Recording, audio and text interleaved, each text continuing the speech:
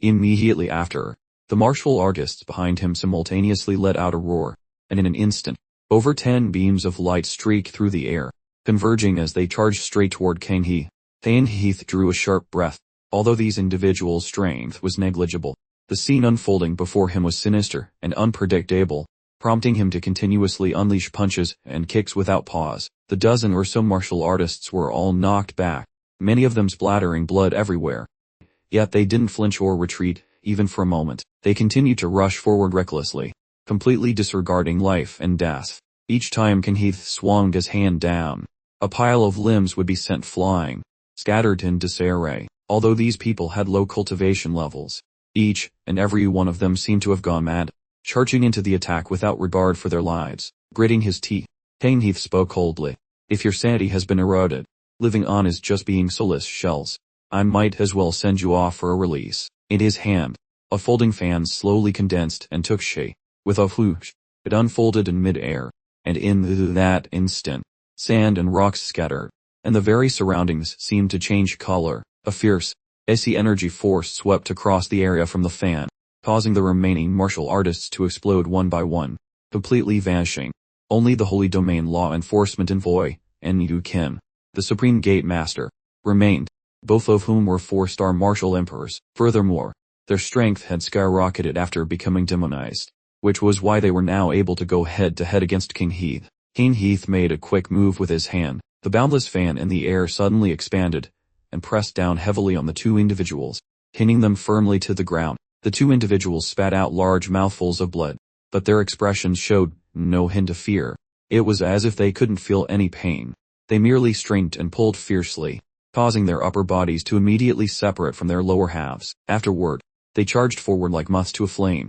This sight sent a shiver down King Heath's spine, as it was truly terrifying and exceedingly bizarre. Enough. The Emperor figure uttered softly. His eyes flashed with a cold light, and his body suddenly swelled. A demonic shadow with 3 heads and 6 arms appeared behind him, quickly snatching up the two individuals' bodies. The Emperor figure licked his lower lip, cleared his throat, and laughed, saying, "The power of that fan attack wasn't bad. It seems you are also around a 4-star martial emperor level. I truly crave a demonic servant with decent strength like you." The Emperor figure hoisted the Holy Domain Law Enforcement Envoy up with one hand, as the black demon behind him opened its gaping, pitch-black mouth, preparing to devour him. The Holy Domain Law Enforcement Envoy showed absolutely no hesitation. On the contrary, a bizarre smile appeared on his face, as if being devoured alive by this person was the utmost honor. He laughed hysterically, saying, "Such an honor, such an honor. My mission is complete. I finally get to be by the Master's side, and at last, become one with the Master." Ha ha ha. His gleeful laughter echoed as his upper body was stuffed directly into the black demon's mouth, where it was continuously chewed with a crunching sound. The horrifying sounds of bone crushing and flesh tearing echoed, causing King Heath's heart to go completely cold as he watched.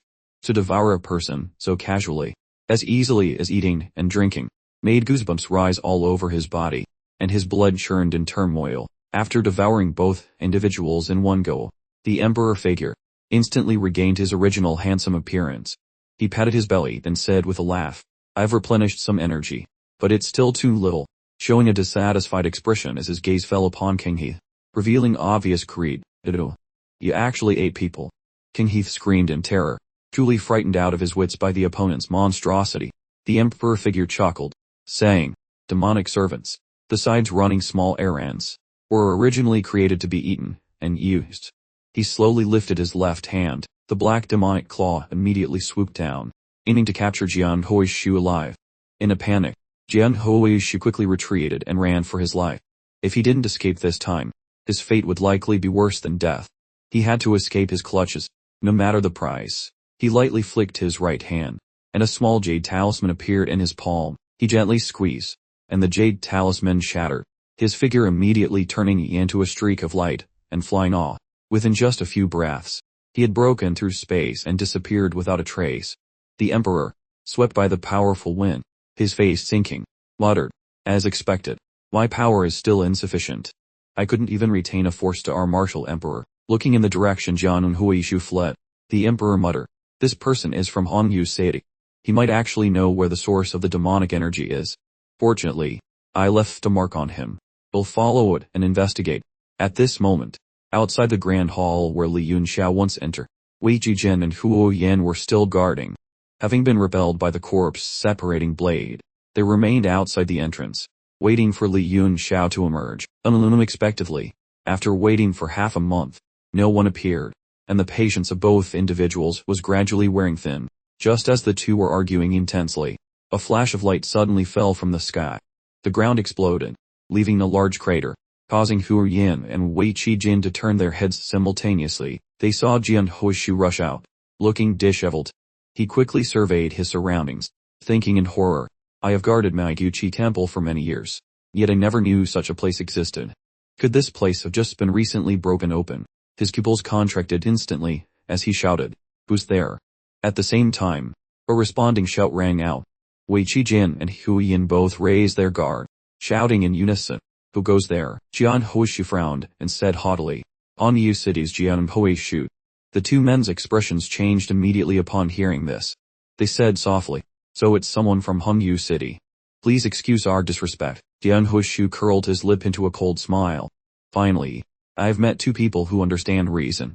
The reputation of Hanyu City is indeed still intimidating enough. He said coldly, This place must be a sealed location. Did you two open the seal? Wei Qijin was startled. He was unclear which seal Jian Huishu was referring to, but assumed the discovery of opening the grand hall had been made. He scoffed coldly. What if we did? What if we didn't? Jian Huishu narrowed his eyes and smiled faintly. It's fine. I won't investigate your action of opening the seal. I only need the artifact that suppresses the seal. Please just hand it over. Hearing this, Wei Qijin's face fell as he said, I don't understand what you're saying. We haven't gained anything. In fact, we even lost several treasure. Jian Huishu replied with a cold laugh. You two seem straightforward. So why aren't your words honest? This Meguchi location is not somewhere you can act so brazenly. Hu Yin, not wanting to needlessly offend Hanyu City, quickly said, We just accidentally explored this place. We truly have had seen the sealing artifact you mentioned. Could it be? Wei Qijin said in surprise. Do you mean that living saber? That object is still inside. It's truly dangerous. So we didn't dare enter. If Millard is interested, you can go see for yourself. That saber is indeed a supreme treasure. Jian Huishu raised his eyebrows and said, A living saber, yet unwilling to hand over the true dragon secret treasure. In that case, I can only invite both of you to accompany me to the core area. Wei Qijin's face changed drastically. Having been in this place for many years, he understood exactly what the core area was. He quickly said, We haven't gained anything, yet we still have to follow you. Isn't that too unjust? Jian Huishu angrily said, You want hand over the treasure, and you want to evade responsibility. Do you take the words of Hanyu City's people as a joke? Hu Yin smiled bitterly. If Millard doesn't believe you, we can enter together with you to verify. With Millard's strength, it would be difficult for us to escape anyway. Wei Qijin quickly interacted. That's right. If we leave with you now, the person who really took the treasure might have already escaped. Jian Huishu saw that they didn't seem to be lying, and his face revealed suspicion as he said, You said there's still someone else inside. Who is it? And what is their strength? Wei Qijin showed a difficult expression, and stammered. Strength? Probably just an initial stage martial venerable. What? Jian Huishu's face immediately changed. He angrily shouted, Audacious! How dare you mock me? Do you know that in this Meiguchi place, the words of Hanyu City are like a holy decree? I have met many liars like you before. Wait until I capture you, and you'll confess everything automatically. Wei Qijin and Huo Yin exchanged glances.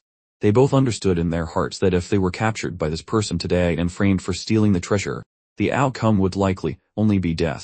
Having realized this, the two men simultaneously changed their expressions. They looked towards Jian Huishu and said coldly, Millard from Hanyu City, it seems you aren't qualified to threaten us. Your cultivation level, as I see it, is only on par with ours. If we really fought, you might not be able to suppress us, especially since you appear to be heavily injured right now. Stop. I am a person from Hanyu City. How dare you kill me? In this urgent situation, Jian Huishu had no other choice but to use Hanyu City as a threat, hoping to force them to retreat. A fierce light flashed in Wei Qijin's eyes. He said in a low, somber voice, We don't want to make mortal enemies with Hanyu City either, but this is your doing. Your death is self-inflicted. The two immediately burst into action, attacking Jiang Huishu directly with a saber and a kick. Jiang Huishu spat out a mouthful of fresh blood as his body was sent flying far away. At this very moment, before his body could fall to the ground, it suddenly halted in mid-air. From afar, a shadowy figure slowly approached. A cold voice said, "Look, wouldn't it have been better to obediently become my servant? You just managed to escape here only to take another miserable beating." Looking at the tense expressions of Wei Qijin and Hu Yin, the emperor's eyes showed admiration as he said, "Aha, this person is my runaway slave. Thank you both for recapturing him. Your strength isn't bad either. Are you interested in submitting to me?" Wei Qijin frowned with disbelief and scoffed coldly.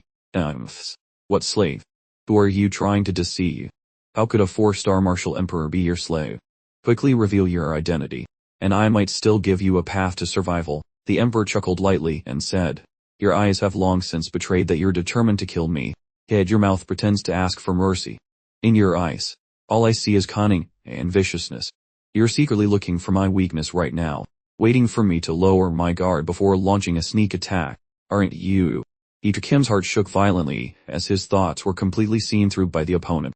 He immediately burst into rage and shouted, "So if I am, even if you possess heaven-piercing vision, you won't survive today." A soft sound rang out as the emperor smiled nonchalantly. Hidanini, held in his grasp, showed signs of extreme agony. Intense streams of black energy began to rise from his body. Before long, a trace of evil appeared in King Heath's eyes, and his demonic nature gradually revealed itself. Suddenly, rage erupted, and he snatched the infinite fan. With a single swing, he unleashed a heaven-shaking wave of extreme yang energy. As the fan was swung, a terrifying wave of force-carrying demonic energy exploded in mid-air, sweeping horizontally in all directions.